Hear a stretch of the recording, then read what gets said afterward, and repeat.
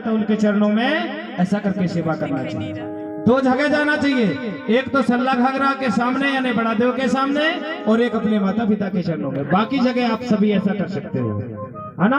अगर जहां से भी आपको आशीर्वाद प्रदान होता है, जहां से आपकी आत्मा को शांति मिलती है, जहां से आपको दुनिया चराचर जगत संसार के प्राणियों का कल्याण करने का विकास विस्तार मिलता है, वहां आप लोगों को ऐसे हाथ करना चाहिए। और जहां आपको सम्मान एक दूसरे का मिलता है, वहां पर हाथ जोड़ के सेवा जोहार करना चाहिए, ताली बजाना पड़ेगा।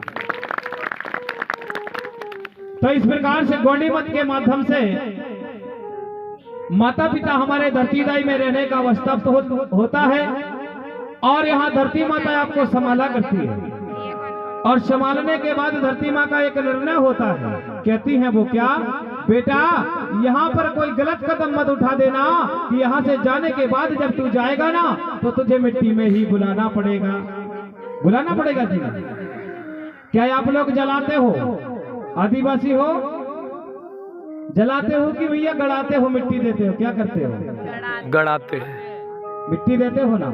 अरे बताते जाना, आज तो नहीं कल आप लोगों को आनंद आएगा। क्यों आएगा कि थोड़ा साउंड को भी सुधरवाना पड़ेगा कुमरे जी, है ना। कुमरे जी का साउंड है भैया, ताली बजा दो, उनके लिए नाराज ना हो पाए, है ना। हाँ, तो इस प्रकार से एक बार क्या हुआ, एक दांतिक आप लोगों को बात बता रहा हूं। एक व्यक्ति था, वो रोज सुबह उठता था और सुबह उठ करके इलाहाबाद के ओर मुंह करके वो जल चढ़ाया करता था। किधर मुंह करके भैया? इलाहाबाद की ओर मुंह करके। एक भैया पढ़ा लिखा था और एक था अनपढ़। तो वो अनपढ़ भैया था तो वो मुंह धोता था बढ़िया और काम काज में लग जाता था, और जो पढ़ा लिखा भैया था वो उठ करके पानी स्नान ध्यान करता था और इलाहाबाद की ओर मुंह करके वो जल चढ़ाया करता था, तो पत्थर में। तो वो अनपढ़ भैया कहने लगा, मित्र बड़े भैया आप एक बात बताओ, इधर को मुंह करके आप जल चढ़ाते हो, क्यों चढ़ाते हो? अरे बोले पगला इधर पुरखा है बोले हमारा। तो वो जो बगैर पढ़ा लिखा था वो कहने लगा, भैया हमारे पुरखा तो बोले इलाहाबाद में नहीं होते, हम तो आदिवासी हैं बोले, हमारे चौतरा पर विराजमान होते हैं ना भैया, तो हमारा पुरखा वहां कैसे हुआ बोले। अरे बोले तुम नहीं जानोगे, अनपढ़ लोग हो बोले। अच्छा तो बोले इधर से जो आप जल चढ़ा रहे हो, आप बोले हमें बताओ ये जल तुम्हारा इलाहाबाद पहुंच जाएगा? बोले हाँ हाँ क्यों नहीं पहुंचेगा, बोले पहुंच जाएगा। अच्छा बोले इलाहाबाद जल पहुंच जाएगा? बोले हाँ। तो विचार करते करते वो जो अनपढ़ था उसके दिमाग में एक बात उग गई, क्या? अभी सभी के पास गेहूं लगी है ना भैया, कहीं कहीं लाइट नहीं रहती तो गेहूं सूख रही है कि नहीं। तो विचार करने लगा, क्यों भैया? बोले आपका पानी इलाहाबाद जा रहा है? बोले हाँ पहुंच जाता है। अरे यार बोले यहाँ से बोले 1 किलोमीटर दूर है ना, बोले अपनी पिसी सूख रही है, क्यों ना बोले यहीं से अपन भी पानी पहुंचा दें वहीं तक। तो वो विचार करने लगा, बोले तू बहुत बेवकूफ है बोले, बहुत पागल है बोले, है ना। समझ गए इसका मतलब, ताली जोर से बजेगी, है ना। बोले तू पागल है बोले, वहां कैसे जल पहुंचेगा बोले। हाँ भैया मैं भी तो यही कह रहा था बोले, आप कह रहे हो कि मेरा पानी इलाहाबाद पहुंच रहा है आपका, और मेरा बोले 1 किलोमीटर नहीं पहुंच पाएगा बोले, ये कैसा संदेह होगा बोले। अरे बोले मोटर थोड़ी है। अरे तो बोले आपका पानी है मोटर से थोड़ी बोले वहां तक पहुंचेगा। अरे बोले भक्ति में कुछ भाव होते हैं। अरे काय की भक्ति भैया बोले, ये सब नाटक है बोले, वहां कोई नहीं जाएगा बोले। अच्छा बोले कोई नहीं जाएगा? कोई नहीं जाएगा बोले, तो इसमें क्या होगा? कुछ नहीं होगा बोले, आप तांत्रिक काम मत करो, अच्छा काम करो बोले। क्या? अरे अपने माता पिता जिंदा हैं बोले, ये पानी ले जाओ और उनको नहलाओ, और नहलाने के बाद जो पानी बचेगा ना तो पैर धोकर पी लेना तो पवित्र हो जाएंगे। ताली बजाना पड़ेगा सभी लोगों को। ये ज्ञान किसने बताया? जो व्यक्ति अनपढ़ था, और जो पढ़ा लिखा था वो क्या करता था भैया? वो जल चढ़ाता था, उसको ज्ञान नहीं था। आज भी देखना ज्यादा पढ़े लिखे लोग रहते हैं। आज हमारी किरसाडो से अगर छिंदवाड़ा कोई नौकरी करने चला गया हो तो आप उनके घर जाकर देखना, शाम को अगर चले जाओगे तो 1-2 घंटा आपको बढ़िया बिठाला जाएगा, बढ़िया चटाई लगाएंगे, सोफा में बिठा लेंगे और चाय वाय भी पिलाएंगे। उसके बाद जैसे ही रात हुई ना तो वो कहेंगे भैया हमको थोड़ा काम है, आप बैठो, हम अब भी आ रहे हैं। क्या कहते हैं शहर के लोग, थोड़ा आप बैठो। मैं क्यों बता रहा हूँ तांत्रिक कथा कि आज आपके साथ में ऐसा हो रहा है। कथा तो चली की चिंता ना करो, कथा आपकी सुंदर है। तो आप लोग भी अगर कभी पढ़ लिख लो ना भैया तो ऐसा मत करना। आप बढ़िया अपने माता पिता की सेवा करना, अपने मित्र दोस्तों की सेवा करना, अपने समाज की सेवा करना। सेवा कितनी प्रकार की होती है? 3 प्रकार की। एक समाज होती है माता पिता और गुरु की, वो एक ही होती है। दूसरी समाज होती है सेवा समाज की। तो तीसरा नंबर सेवा होती है देश की। तो क्या करना चाहोगे?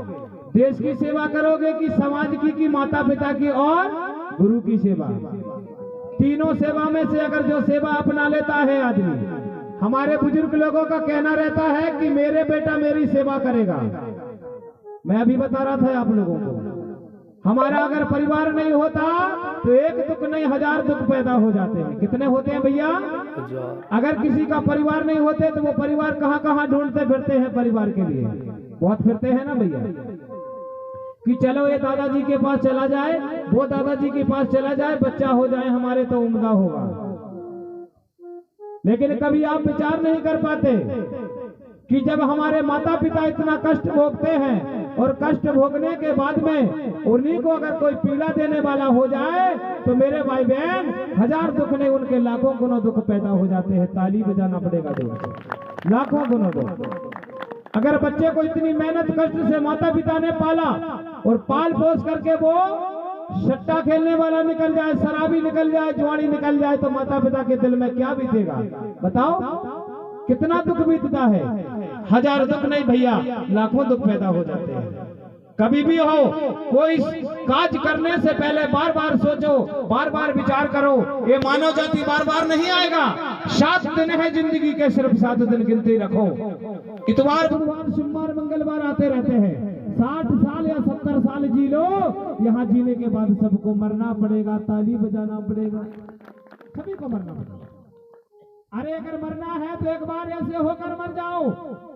अरे समाज की सेवा कर जाओ या माता पिता की सेवा कर जाओ या देश की सेवा कर जाओ। आपके जाने के बाद भी कुछ लोग आपके युगों बाद कोई नाम लेगा ही आपका नाम लेगा। क्योंकि भैया आज अगर इस गांव में कोई काज हो रहा है तो सबको मालूम होगा कि आज कोई अपने पंडाल में आज कोई धर्मगुरु आए हैं। और इनका करवाने का मतलब क्या है? ये काज करने वाले लोग कौन है, इसमें कितने लोगों का हाथ है, ये सब आप लोगों को पता चल जाएगा। इस वर्ष समझ में नहीं आई तो क्या होना? अरे कहते हैं आज नहीं तो कल होगा, हर समस्या का हल होगा। आप मेरी समाज की इरादा बुलंद है तो पत्थर में भी जल होगा, पत्थर में भी जल होगा। ताली भी बजाना होगा, पत्थर में भी जल होगा, समझना पड़ेगा। तो इसी प्रकार से मेरे भाई बहन चराचर जगत संसार में गोल चक्र पृथ्वी धरती दाई की रचना हो गई। और वही बात मैं आप लोगों को बता रहा था, जैसे ही धरती दाई की रचना हुई 1.25 लाख झाड़ी वनस्पति सृजाने लगे। पेड़ पौधा अनेक प्रकार के जीव जंतु सब चराचर किसी ने नहीं बनाया, जिसको आप भगवान कहते हो। भगवान का विचार समझो आप। भगवान कितने अक्षर से है? 5 अक्षर से। विचार करो, भगवान आप लोग ढूंढते फिरते हो। कुछ लोग तो व्रत उपवास करते हैं, कुछ लोग नंगे पांव घूमते हैं। जब दशहरा का दिन आता है, समय आता है तो मातृ शक्तियां हर घर में ज्योति जलाती हैं। अरे 9 दुर्गा की बातें करती हो माँ, आप हमारे सबसे बड़ी 9 दुर्गा आप हो। क्योंकि 9 महीने तक आप कोख में रखकर हमें पाल कर बड़ी करती हो, तो सबसे बड़ी 9 दुर्गा तो आप हो ना। ताली बजाओ भैया माँ के लिए। आप 9 दिन ऐसी माँ की सेवा करते हो और सेवा करने के बाद में 10वां दिन ऐसी जगह में फेंक देते हो जहां ना उनका कोई मान ना सम्मान होता है। आप विचार करके देखना, कहां फेंकते हो? सब लोग जहां स्वच्छ करते हैं एक नदी में ले जाकर फेंक देते हो। किस माँ की पूजा करना चाहते हो? आप पूजा करना है तो हमारे माँ के नाम से रहना चाहिए उपास। और आपको भी मातृ शक्तियां अगर उपास रहना है तो अपने पति परमेश्वर और सास ससुर के नाम से रहना चाहिए, ना कि कोई भगवान मिलेगा आपको। भगवान का अर्थ बता देता हूं क्या। भा का मतलब होता है भूमि यानी धरती माता, जहां से अन्न पैदा होता है ना। शब्द क्या आया? भा। जोर से बोलो। शब्द आया भा। उसके बाद में शब्द आएगा गा। गा का मतलब होता है गगन। गगन का मतलब होता है आकाश देवता, जहां से जल प्राप्त होता है ना भैया। भा और गा। उसके बाद में आएगा क्या? वाह। वाह का मतलब होता है वायु। वायु का मतलब होता है हवा, दूध, फापट, मटिया, पवन देव, जो रोज आप लोग लेते हो ना भैया। हवा लेते हो कि नहीं लेते? उसके बाद में शब्द आएगा आ की मात्रा।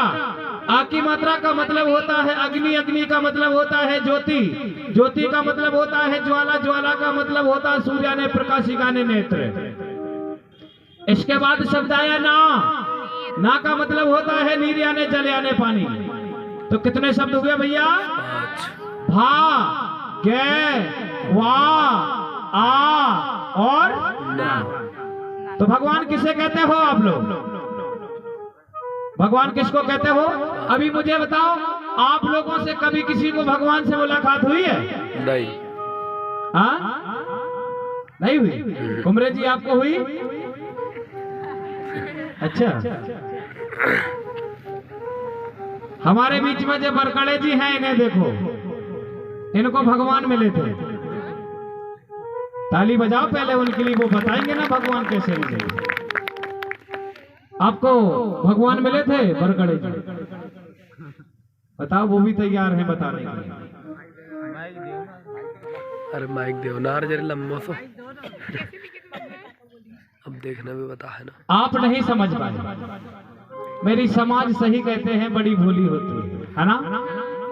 मैंने सुबह भी बताया था कि एससी हो चाहे एसटी हो चाहे ओबीसी हो। अब बता दूं मैं, हमारे समाज में 6656 जाति आती है। कौन कौन आती है बताऊं? गोंड भी आता है, कोल भील भरिया भी आता है, प्रधान भी आता है, नगारची भी आता है, मेहरा भी आता है, कतिया भी आता है, और काशी भी आता है, पासी भी आता है, और सेन भी आता है। और मैं बता दूं आप लोगों को, सभी लोग एक आदिवासी हो। यहाँ कोई जाति पाति का भेदभाव नहीं है। सभी लोग सम्मानजनक रहा करते थे।